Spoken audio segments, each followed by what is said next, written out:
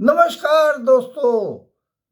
New Zealand ने लंका को धोया और पाकिस्तान रोया।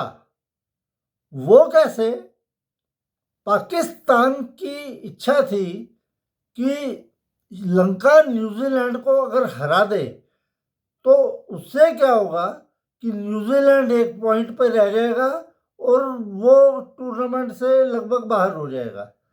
लंका के 2 पॉइंट हो जाएंगे और अगर पाकिस्तान अपने अंतिम मैच में लंका को हरा देता है तो उसके 3 पॉइंट हो जाएंगे और पाकिस्तान उम्मीद करेगा कि इंग्लैंड न्यूजीलैंड को हरा दे। लेकिन ऐसा हुआ नहीं। न्यूजीलैंड की विशालकाय जीत ने अब पाकिस्तान की बहुत बड़ी समस्या खड़ी कर दी है। 61 रन से न्यूजीलैंड ने पाकिस्तान को हरा दिया है। न्यूजीलैंड अगर अपने अंतिम मैच में इंग्लैंड से हार जाए उसके बाद भी पाकिस्तान को अपने मैच में लंका को ना सिर्फ हराना पड़ेगा बल्कि रन रेट को भी चेस करना पड़ेगा। और मेरे को नहीं लगता कि पाकिस्तान ने जिस तरीके से जूनियर विश्व कप में भारत के खिलाफ प्रदर्शन करके दिखाया था कि उनमें हिम्मत नहीं है, तो यहाँ पे भी ऐसा नहीं है। उम्मीद पाकिस्तान कर सकता है, लेकिन क्योंकि इंग्लैंड 4 पॉइंट के साथ है, इंग्लैंड को सिर्फ पकड़ सकती है तो न्यूजीलैंड अपदस्त कर सकती है। इंग्लैंड को अगर हरा दे तो 5 पॉइंट उनके हो जाएंगे और पाकिस्तान का किस्सा 27 को खत्म हो जाएगा। लेकिन अगर मान लिया न्यूजीलैंड इंग्लैंड से हार जाती है तब भी एक तो पाकिस्तान का ऑलरेडी माइनस में रन रेट चल रहा है। पाकिस्तान को अंतिम मैच में लंका से 28 तारीख को जो मैच है जीत तो हासिल करनी ही पड़ेगी और ऐसी जीत ही हासिल करनी पड़ेगी जैसे न्यूजीलैंड ने लंका के लिए की है। बाकी मेरे को तो ज़्यादातर लगता है जैसे आज लंका का इस टूर्नामेंट से अंत हो गया है, लंका की विदाई हो गई है T20 वर्ल्ड कप 2026 से। पहली टीम बनी है जो विश्व कप से बाहर हो गई है। कल मैच है भारत और जिम्बाब्वे का। जिम्बाब्वे कल का मैच हार जाएगी तो जिम्बाब्वे की भी इस विश्व कप से विदाई हो जाएगी। बाकी पाकिस्तान की किस्मत अच्छी है, उन्होंने भी लंका में बैठ के थोड़ी रोटियां तोड़नी है। 28 तारीख को उनका आखिरी मैच है लंका के खिलाफ और पाकिस्तान अभी फिर भी चैन की सांस ले सकता है क्योंकि न्यूजीलैंड ने 61 रन से जीत दर्ज की है। लेकिन अगर न्यूजीलैंड को इंग्लैंड 15, 20, 25 रन से भी हरा देता है तो न्यूजीलैंड का रन रेट भी थोड़ा सा कम होगा और पाकिस्तान को हिम्मत मिलेगी कि अगर पाकिस्तान लंका को आखिरी मैच में बड़े अंतर से हराने में 50-60 रन से हराने में कामयाब हो गया तो विश्व कप के सेमीफाइनल के लिए न्यूजीलैंड को हराकर वो क्वालिफाई कर जाएगा। लेकिन खुदा ना खास्ता अगर 27 तारीख को होने वाले मैच में न्यूजीलैंड ने इंग्लैंड को हरा दिया तो पाकिस्तान की रोटी वहीं बंद हो जाएगी। आज लंका ने एक बहुत ही बेवकूफ़ी वाला निर्णय लिया। पहले मैच में इंग्लैंड ने जब 146-47 रन बनाए थे तो लंका 85 रन पर ऑल आउट हो गई थी। आज फिर उन्होंने टॉस जीत के न्यूजीलैंड को दावत परोस दी बैटिंग करने की। 15वें ओवर तक ठीक लग रहा था। 12.1 ओवर में न्यूजीलैंड का स्कोर था 84 रन 6 विकेट पर और 15 ओवर के बाद न्यूजीलैंड का स्कोर था 90 रन 6 विकेट पर। मिशेल सेंटनर और एक युवा खिलाड़ी मैककोनची क्रीज पर थे। शायद डेब्यू है मैककोनची का, मैंने तो नाम सुना नहीं उनका कभी। 90 पर 6 से ये लंका बिल्कुल न्यूजीलैंड के ऊपर चढ़ा हुआ था। 5 ओवर बाकी थे और उम्मीद कर रहे थे लोग कि ज़्यादा से ज़्यादा 130-135 तक न्यूजीलैंड पहुंचेगा, लेकिन मिशेल सेंटर और कुंची ने ऐसे पासा पलटा कि अगले 5 ओवर लंका को समझ ही नहीं आया कि हो क्या गया। 84 पर जब न्यूजीलैंड का छठा विकेट गिर गया था तो न्यूजीलैंड बेहद संकट की स्थिति में था, लेकिन मिशेल सेंटनर की कप्तान की पारी और कुंची के बेहतरीन प्रयास से 84 रन जोड़ दिए उन्होंने। आखिरी 5 ओवरों में न्यूजीलैंड ने 78 रन जोड़ दिए तो लंका लगभग बाहर हो गया था। कोलंबो की पिच वैसे भी स्पिनरों को मदद करती है और ये न्यूजीलैंड ने दिखाया। उन्होंने मेरे ख्याल से इतिहास में पहली बार 17 ओवर स्पिन से कराए एक T20 मैच में, जो मेरे ख्याल से न्यूजीलैंड के लिए आज तक का शायद एक रिकॉर्ड है। लंका ने बैटिंग शुरू की। अब 169 रन ऐसी पिच पर चेस करना, कमेंटेटर जो मर्जी कहें, आसान काम नहीं था। मैट हेनरी की पहली ही गेंद पड़कर अंदर आई और श्रीलंका के साथ ही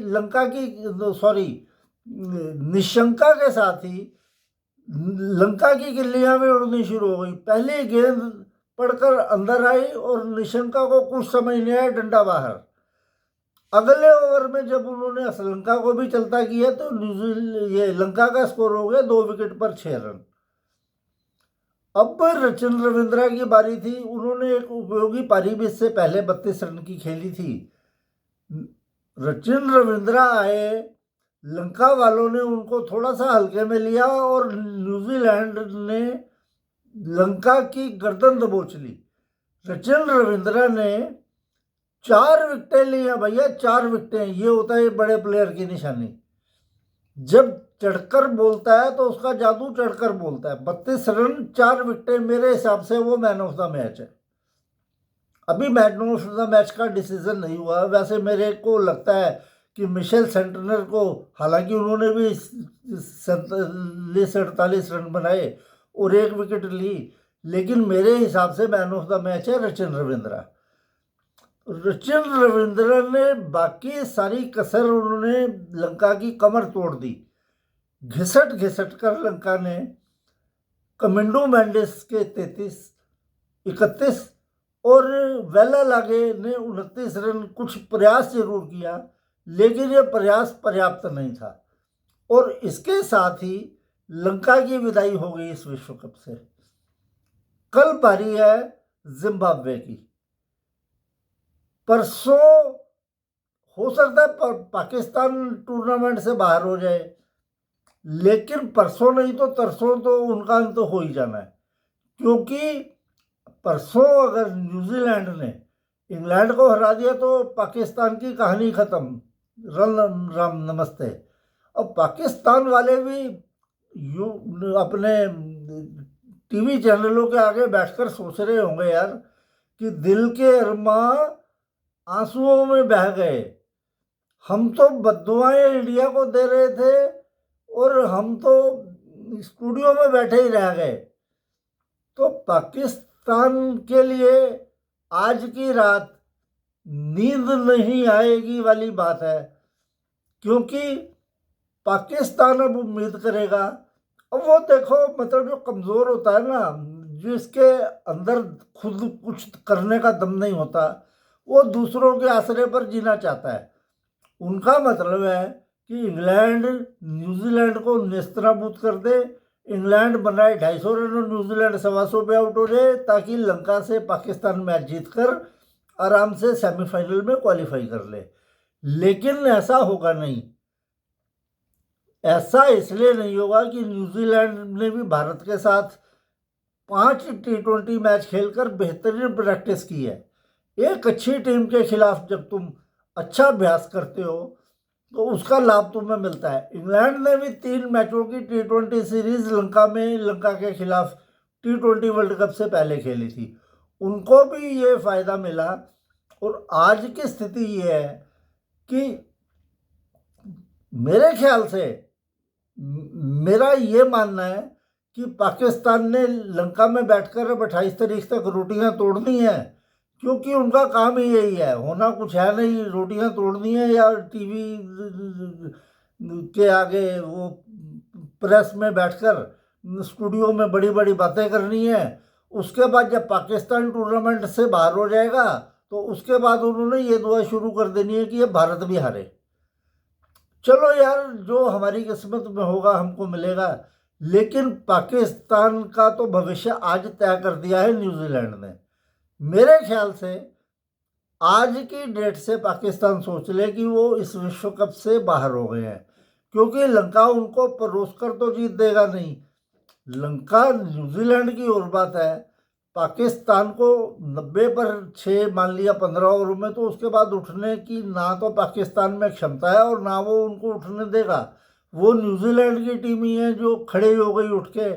बड़ी टीमें चोट खाकर दोबारा उठकर खड़ी होती हैं, लड़ने की शक्ति दिखाती हैं।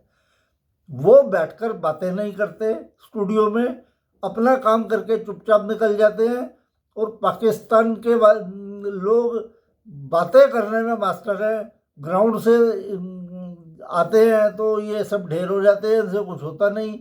तो पाकिस्तान की आज विश्व कप की विदाई समारोह तो हम 28 को ही मनाएंगे, नहीं तो 27 को मना लेंगे यार। चलो आप कहते हो तो 27 को मना लेंगे।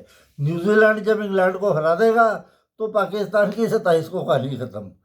तो चलो, अब कल भारत और जिम्बाब्वे का मैच है, बेहद अहम मैच है। अहम सिर्फ इस वजह से लग रहा है कि भारत एक मैच दक्षिण अफ्रीका से हार गया है, लेकिन चिंता की कोई बात नहीं है। मैंने आपको पहले ही कह दिया था कि भारत और दक्षिण अफ्रीका का मैच फाइनल की ड्रेस रिहर्सल समझ लो, फुल ड्रेस रिहर्सल है। बेहद शक्तिशाली टीम है दक्षिण अफ्रीका की, लेकिन जिम्बाब्वे या वेस्ट इंडीज का दक्षिण अफ्रीका से कंपैरिजन नहीं किया जा सकता। तो 4 टीमें सेमीफाइनल में पहुंचेंगी, इंग्लैंड, न्यूजीलैंड, भारत और दक्षिण अफ्रीका। उसके बाद जो भी होगा तब हम सेमीफाइनल जब आएंगे तो उनके बारे में बात करेंगे। तब तक के लिए नमस्कार।